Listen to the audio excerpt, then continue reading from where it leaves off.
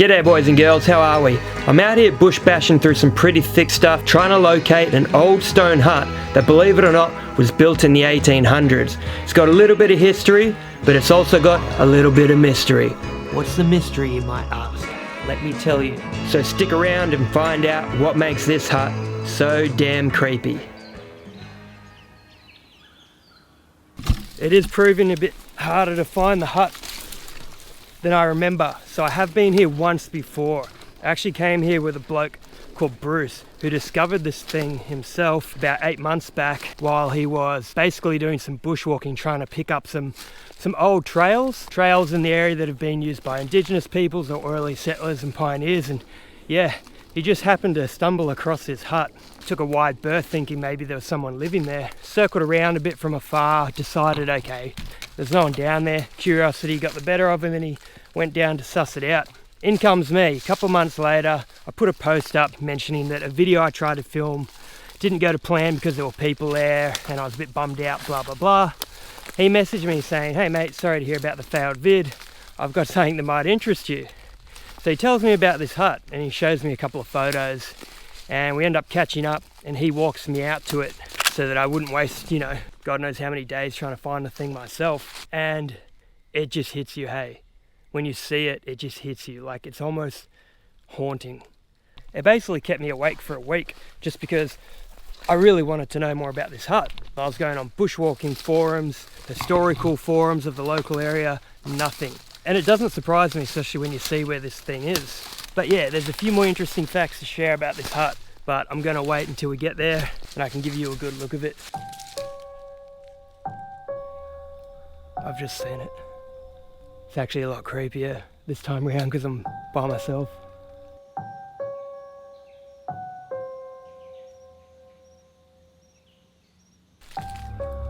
Might just stand here for a minute, see if we hear anything.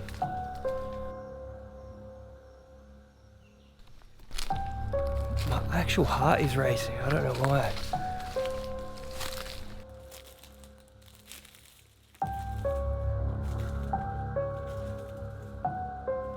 A couple of months had passed since Bruce had first shown me to this old hut, and on that initial visit we'd only hung around for a few minutes as it was quite late in the day, mostly admiring it from the outside. I was keen to be back and eager to take a much closer look, see what I could dig up about the hut's current or previous owner. Tell me that's not Blair Witch Project vibes.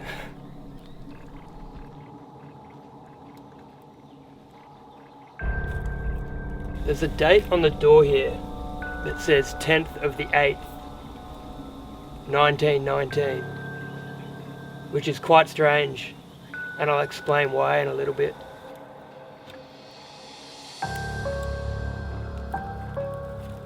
Gotta have the light for this one. Wow.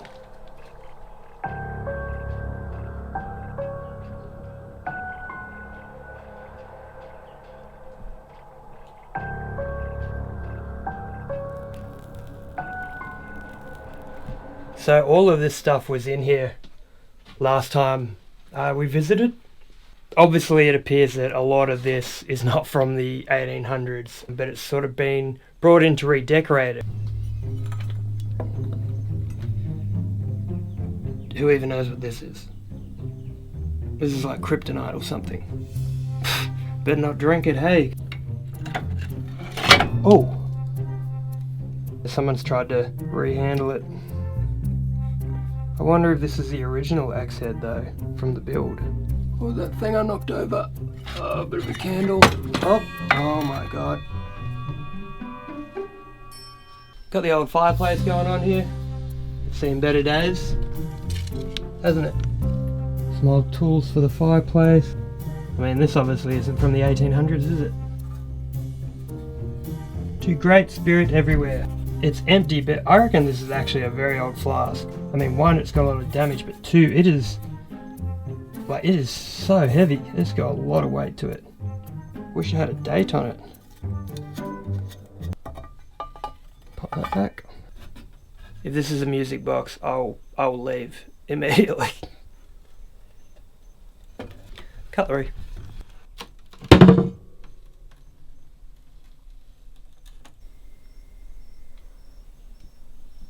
Thought I heard voices.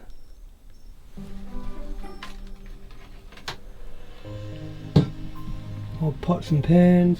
Oh, I mean, that's not old, but this looks fairly old. The property of the New South Wales Bottle Company. That has to be old. 1965 dated on the bottom. I won't be having a sip of that, I'll tell you that much for free.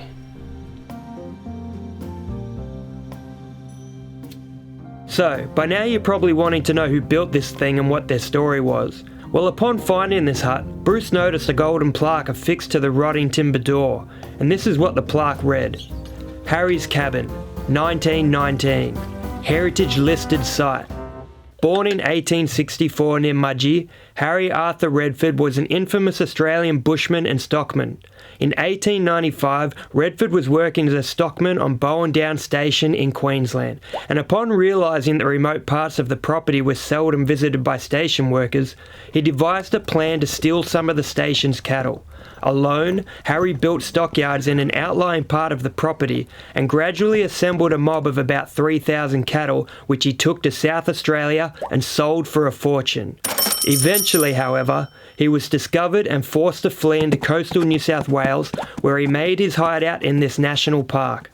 Redford built and lived in this very hut until the end of his days, with it becoming a heritage listed site in 1981 to honour Australian bushrangers and still remains standing today.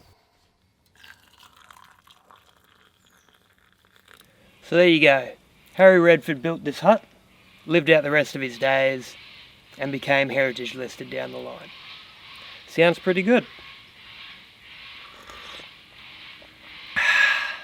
Except one thing. It took me a lot longer to find the hut today than I thought it would. So I think in order to tell the rest of the story, I'm going to have to stay the night. I think I'm going to sleep in the hut. Wow, we'll make ourselves a home in here. Already looks quite homely, doesn't it? With oh, lantern, bloody lantern. Come on then, I'll make myself a home. Oh, it's quite nice in here, actually, isn't it? To be honest.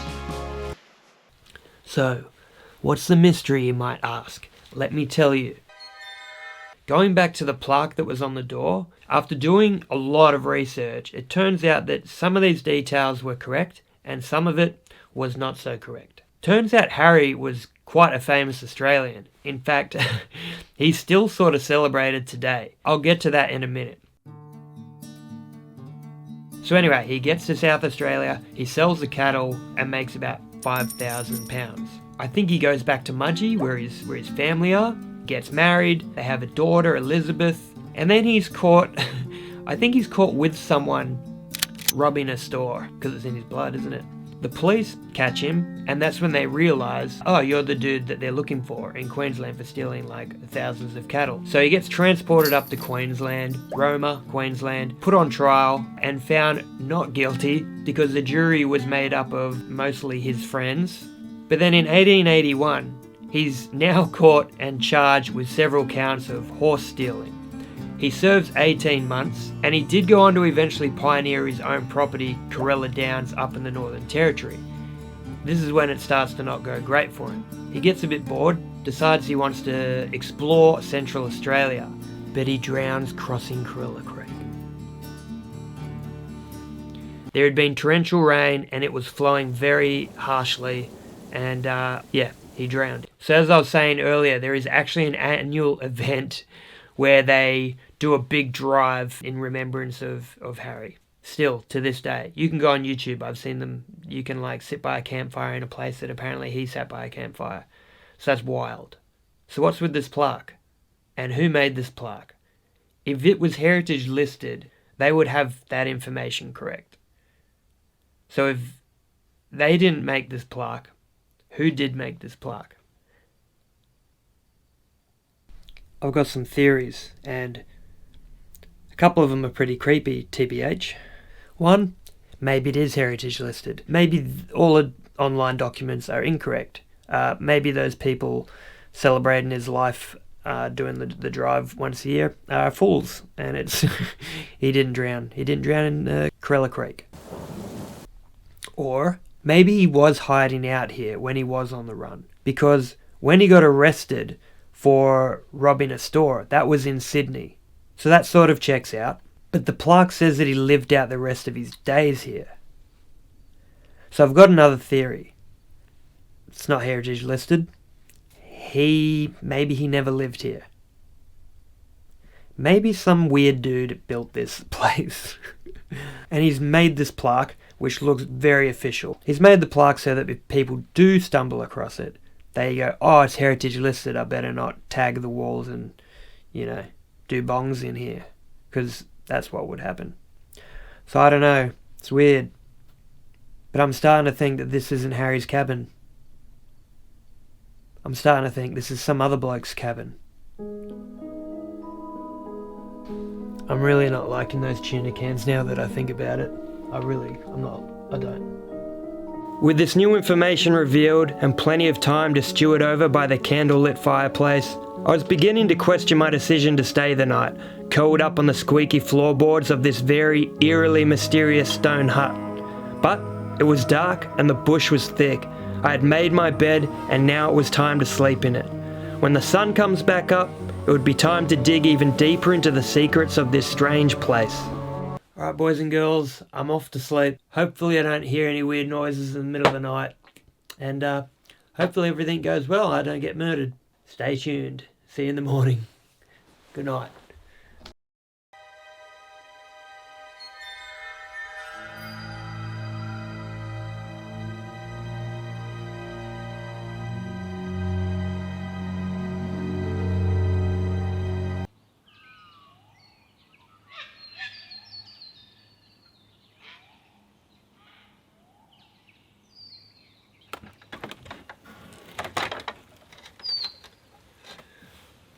Good morning. Guess what? Slept like absolute hell last night. There was someone at 12:30 whistling out and calling out someone's name, that was quite petrifying. Because there shouldn't be anyone out here. It was actually really bizarre. It was so bizarre.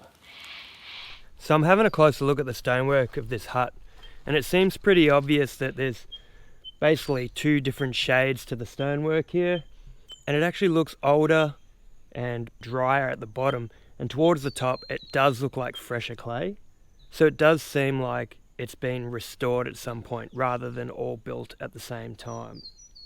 Another thing that I've noticed is that there's a lot of screws on the hut, but there are also a lot of really old rusted nails, which appear to be mostly in the floorboards, which would make sense if the bottom half of the hut is original and then it's sort of been restored, including the roof. A lot of the posts and cross beams have been cut by axe as well, not like a modern saw. It's really obvious. All the bark has been stripped as well, which is to stop the wood basically rotting. It's something they would have done back then, you know what I mean? I had a good dig through the coals of the fireplace, hoping to uncover more clues as to who had been here before me, but found nothing of note, even stopping to check what might lay underneath the giant rug. You know I had to do that. No trapdoor filled with gold. Damn it. Here's something I didn't see yesterday. Just like a big rusted bit of metal. I tell you what, it's hollow, and it's got slight flare at the end there. Couldn't be off a rifle, could it? Last time I was here, when Bruce showed me the hut, he noticed that there's runoff coming off the rocks up there. It's almost like a tiny little waterfall and a little stream, and it goes all the way down where the creek is.